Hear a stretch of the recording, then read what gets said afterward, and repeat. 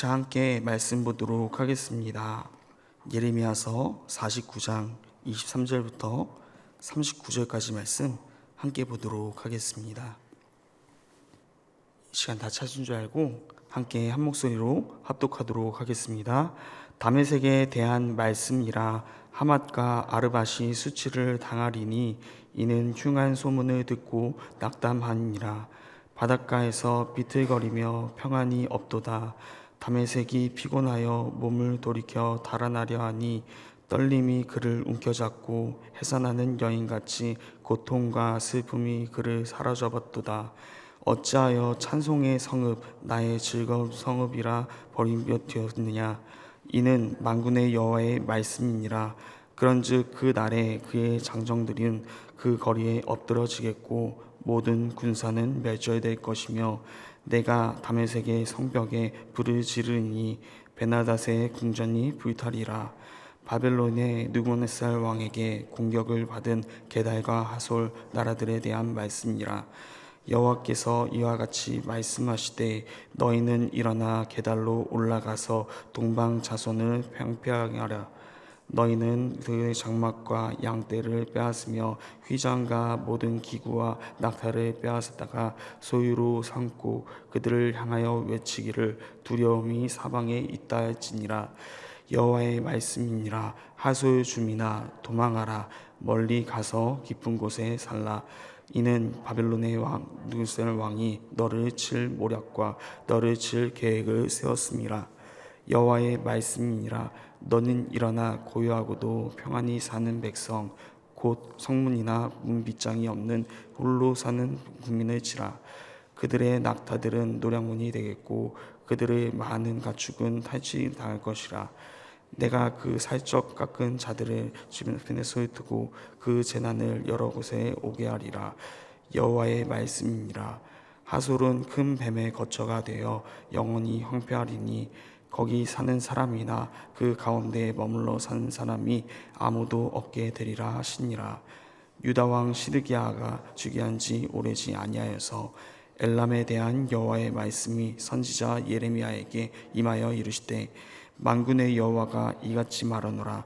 보라, 내가 엘람의 힘에 으뜸가는 활을 꺾을 것이요 하늘의 상에서부터 사방 바람을 엘람에 오게 하여 그들을 사방으로 흩으리니 엘람에서 쫓겨난 자가 가지 않는 나라가 없으리라.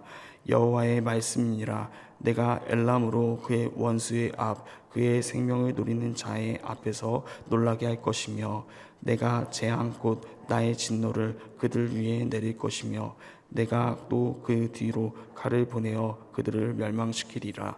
내가 나의 보좌를 엘람에게 주고 왕과 고관들을 그곳에서 멸하리라. 여호와의 말씀이니라. 그러나 말일에 이르러 내가 엘람의 포로를 돌아가게 하리라. 여호와의 말씀이니라. 아멘. 함께 말씀 살펴보도록 하겠습니다. 오늘 말씀을 단락별로 나누어 살펴볼 때 큐티책에 나와 있는 것 같이 나누어 살펴보려고 합니다.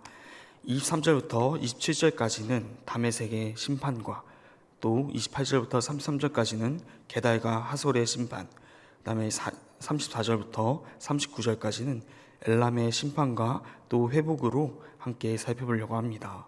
먼저 첫 번째 단락인 23절부터 27절, 쾌락을 가장 중요하게 여기는 즐거움의 도시였던 그것으로 교만하였던 다메섹의 심판에 대해서 함께 살펴보도록 하겠습니다. 오늘 말씀 23절부터 27절 말씀을 자세히 보지 않으면 다메섹이 심판받는 이유를 알기가 어렵습니다. 23절 말씀만 함께 읽어보도록 하겠습니다. 함께 23절 말씀 보도록 하겠습니다. 다메섹에 대한 말씀이라. 하맛과 아르밧이 수치를 당하리니 이는 흉한 소문을 듣고 낙담하니라. 바다에서 비틀거리며 평안이 없도다. 23절 말씀만 읽어보았지만 첫 번째 단락인 다메섹에 대해서 함께 살펴보면은 23절부터 갑자기 다메섹 심판이 등장한다는 것입니다. 하맛과 아르밧이 수치를 당한다는 것은 다메섹보다 북쪽에 있기 때문에 먼저 그들이 소문을 듣게 된다는 뜻을 나타내고 있습니다. 다메섹은 그저 한 성읍 정도로 볼 수 있는 것이 아니라 아람의 중심지이자 대표 도시, 상징성으로 볼 수가 있습니다. 하맛과 아르밧도 아람에 속한 대표 도시였습니다. 흉한 소문을 듣고 낙담하고 평안이 없다라고 말하고 있습니다. 다메섹은 강력한 아람의 왕국 수도였습니다. 지역 자체도 비옥한 곳이었으며 상인이 지나가는 길목에 있어 교역의 중심지이기도 했습니다. 그러나 그런 다메섹이 하나님께 심판을 당해 멸망당하게 된다는 것입니다. 그들은 강력한 아람 왕국의 수도였지만 오히려 더 큰 힘인 하나님의 도구 바벨론의 침략 소식을 듣고 낙담하게 되어집니다. 그 고통이 얼마나 큰지 이 4절에서는 해산한 여인과 같이 고통과 슬픔에 사로잡힐 것이라고 표현하고 있습니다. 그리고 25절에선 탄식하는데 이렇게 말합니다. 어찌하여 찬송의 성읍, 나의 즐거운 성읍이 버린 것이 되었느냐. 지금 엘리야가 하나님의 말씀을 대언하고 있는 것입니다. 그렇게 이 말씀이 쉽게 이해가지 않을 수도 있습니다. 하나님이 왜 다메섹을, 이방 나라를 찬송의 성읍, 나의 즐거운 성읍이라 불렀을까에 대해서 생각해 볼 수 있습니다. 이 단어는 다메섹의 별명을 뜻하는 것입니다. 언급했듯이 다메섹은 아람의 대표적인 도시이자 중심지였습니다.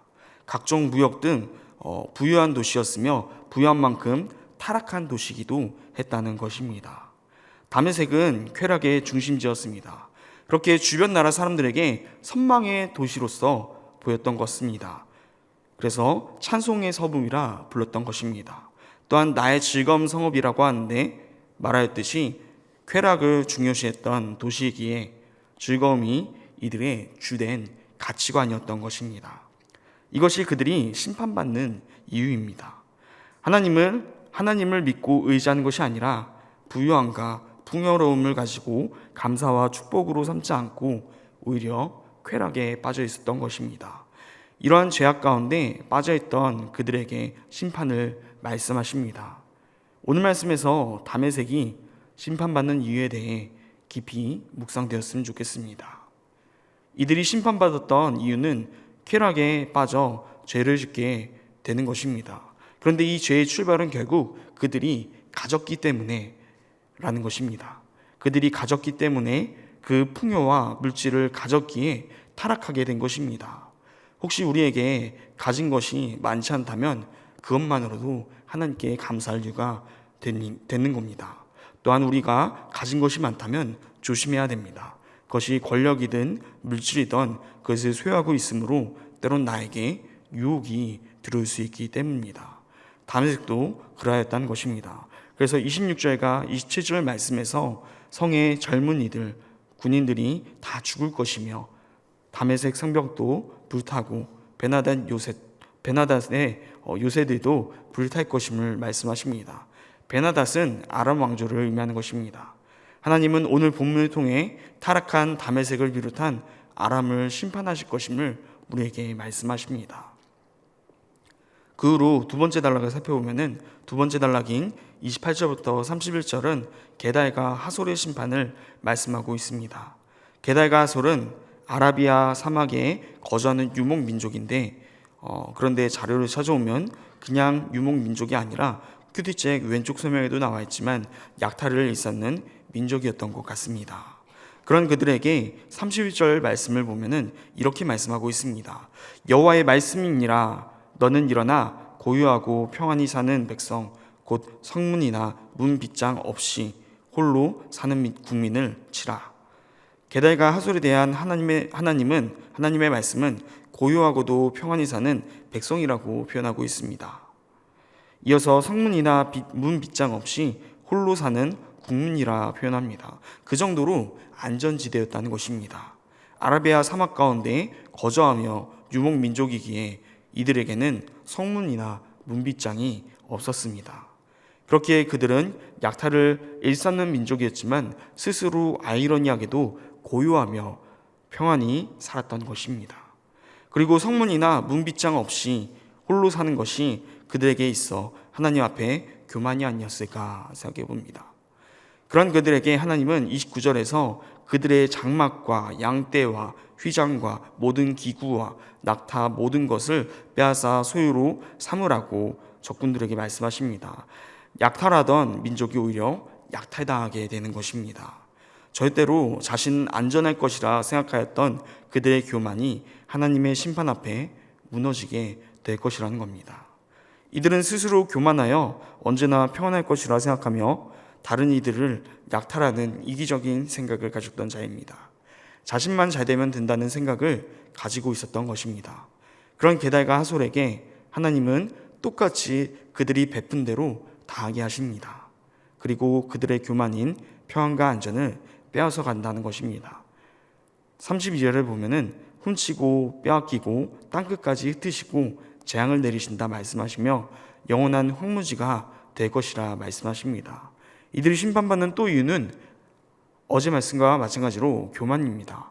게달과 하솔은 약탈을 일삼는 민족이었지만 그럼에도 그들은 아라비아 사막 가운데 거주하기에 또 유목민족으로서 떠들고 있기에 침략으로부터 평안하고 고요할 것이라고 생각했던 것입니다.